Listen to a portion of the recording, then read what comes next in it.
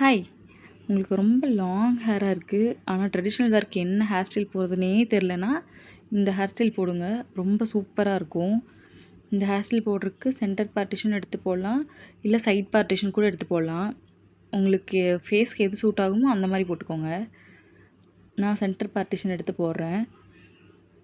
இது வந்து நம்ம ஃப்ரெஞ்ச் ஃப்ளாட் போடுற மாதிரி தான் வரும். 2 சைடு போடுற மாதிரி இருக்கும். உங்களுக்கு ஃப்ரெஞ்ச் ஃப்ளாட் போட தெரிலனா, நான் ஆல்ரெடி என்னோடய சேனலில் போஸ்ட் பண்ணியிருக்கேன்.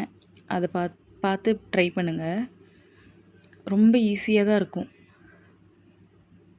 இந்த சைடு பின்னுற மாதிரி அந்த சைடையும் பின்னிட்டு, நீங்கள் ஹேர் பின் இருக்குல்ல, அதை வச்சு செக்யூர் பண்ணிவிட்டு ஒரு கேட்ச் கிளிப் இப்படியே போட்டு ஃப்ரீ ஹேரே விட்டனாலும் நல்லாயிருக்கும்.